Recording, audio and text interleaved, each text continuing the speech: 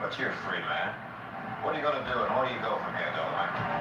I'm going back to the black land with all of us who are free. Floyd House flicks, Blacks in Cinema Sundays, wrapping it up with Dolomite, 1974 Dolomite, starring Rudy Ray Moore. Yes, this is the same film that they shot My Name is Dolomite about. Eddie Murphy did it for Amazon. This is where it came from. This film was shot in 1974 by D'Urville Martin. D'Urville Martin played Willie Green. Willie Green was one of the baddest mother you ever seen. But it was funny when Rudy Ray Moore approached D'Urville to be in this movie, he told him no. Because at the time, D'Urville Martin had already done movies like Black Caesar and Hell Up in Harlem. He felt like he didn't need to do anybody any favors. So Rudy Ray Moore told him he could direct. Got him. The movie was set in South Central Los Angeles in 1970s, early 1970s. Dolomite had been in, he ran a club called the Total Experience in South Central, and it was run along with a woman by the name of Queen Bee, played by Lady Reed. Lady Reed, very interesting woman, also a comedian, also had records, and this is back in the area of Blue Records. This is when everybody was making music or making comedy records, and they would be outlandish, and our parents would have them, and they'd be tucked away, but we would watch them. We would listen to them on the low. Anyways, so Dolomite got set up by a man named Mr. Big. Mr. Big pretty much ran L.A. on the crime side of the game, and he also ran and owned some police. He had them go and arrest Dolomite in a setup. So he was in jail. Of course, Mr. Big turns out to be this 5 foot even balding white man, but you know, money gets you in a lot of good places in a lot of times. So, anyways, it turns out they want to get Dolomite out of jail. So Lady Reed, Queen Bee, gets together with the warden of the prison, and they arrange to have Dolomite released so he could take back the Total Experience Club from Willie Green, who was put in charge of it. Willie Green. The movie is silly. The movie is absolutely silly, but it's funny, and it really exploits a lot of different avenues. It does the kung fu thing. It does the drug thing. It does the prostitute thing. It does all the tropes of the 70s, the everything that there is to do trope wise in the 70s. Dolomite did it. And none of these people were really actors that was in this movie. None of them, with the exception of D'Urville Martin. He was the only working actor that was in this movie. Even the people that shot the movie were film students. They shot the movie as film students, and Rudy Ray Moore paid them in bits, but he paid them. It was shot completely guerrilla style. So again, let's get back to the synopsis of the film. As Dolomite gets out of jail, he immediately goes and confronts Willie Green, takes back the club, and gets back to work as far as being Dolomite, the rhyme flowing, magic talking, all knowing man of the neighborhood. And he was in charge of these kung fu women. Queen Bee took care of them while he was in jail, but he had a clan of kung fu women that would make sure that they would keep the whorehouse, I guess, in check because they didn't have a man running with them. So he taught these kung fu women to make sure that they keep the money right and keep everything together. It was weird, but it was the 70s. You know, lots of shit was weird in the 70s. So Dolomite and Queen Bee got it all together. They confronted Willie Green. It went back and forth between Willie Green and the boss, and there was this preacher who also was into illicit things like gun running and all types of stuff like that. And he was also willing to tell Dolomite everything he needed to know so he could keep his business going and keep Mr. Big out of his pockets. Get rid of boss man, and everything is all right. That's as far as the preacher goes. The preacher was with this big old woman. Preacher was a little dude. It was, I mean, little skinny. Skinny. He was a skinny guy, and he was with this big old gigantic woman who looked like she weighed about 300 pounds. It was funny.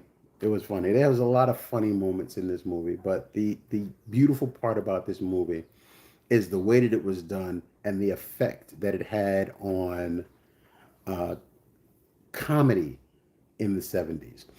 And the kung fu by itself, Rudy Ray Moore did not know kung fu, but you couldn't tell according to this movie because actually you could tell because it was really bad kung fu. You know, a lot of head shaking, a lot of weird, not quite straight knee kicking, leg bending. It was kooky.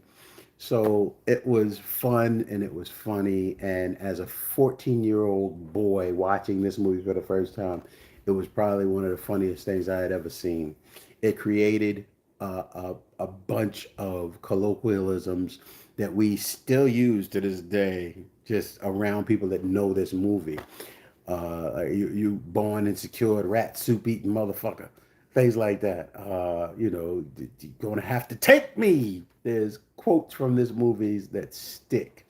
It's definitely one that we really keep up with. It never loses its shine. In fact, it was Vinegar Syndrome that put this movie out. Vinegar Syndrome, the boutique label, Vinegar Syndrome. They also released his other movies like Petey Wheatstraw, The Devil's Son-in-Law, also Vinegar Syndrome. The Human Tornado, which is the sequel to Dolomite. It's the sequel to Dolomite. And there's another one called The Disco Godfather. They all came out on Vinegar Syndrome. Petey Wheatstraw came out in 1977, and Human Tornado came out in 1976. So Dolomite and the sequel to Dolomite came out back to back. And then Petey Wheatstraw came out in 1977. Once he found success, he did not stop. Rudy Ray Moore found success and did not stop. So I am very grateful for being introduced to Mr. Moore. It was an incredible experience to actually get familiar with a lot of the blaxploitation, as they say, blaxploitation cinema type things, and the records and all that type of stuff, just because we had never heard anything like that before. And of course, these people are much older than we are. These are like old adults, 14 years old. Remember that. These are old adults at this point. So it's like they're using colorful language, shit we had never heard of. And there are scenes like there's a love scene in this movie. It don't make no sense. Ceilings falling down, and hey man, they invested. Rudy Ray Moore invested everything he had to make this movie work, and it did, and it continues to work. And I could show you the interior artwork on this one. This is the DVD has artwork on it, right? And it also has a reversible slipcover, which is pretty dope. I chose to use this side slipcover, but this was the original artwork for the movie. This was the original artwork for the movie, and you can't get enough. You can't get enough. Um, After Dolomite came out, it changed the game for, as they say, blaxploitation cinema. It allowed comedy to be really strong in blaxploitation. It didn't all have to be super serious. It didn't all have to be, you know, guns and everything. There are guns in this movie, but they don't run the movie. It's not like there's a bar scene, a bar fight in this movie where it's all kung fu. The entire bar is fighting kung fu. It's the Total Experience Club, which was a fairly sized club. You got at least 50 or 60 people in there kicking each other, fighting kung fu. It's hilarious. You could see the professionals from the not so professional. You could see the women that really knew what they were doing versus the ones that were just being comedic and whatever. And it was still entertaining. So again, I can't say I can't I could go on about Dolomite all day. It was part of my childhood. It was part of my adulthood, and I must say it's still part of my life now. I enjoy it. I enjoy talking about it. I enjoy talking about Rudy Ray Moore. I appreciate Eddie Murphy's effort to put out Dolomite is my name, to tell some of that story, to introduce that story to a much broader audience. Because again, if these things aren't put in front of people in this day and age, they never know about it. They never understand about it.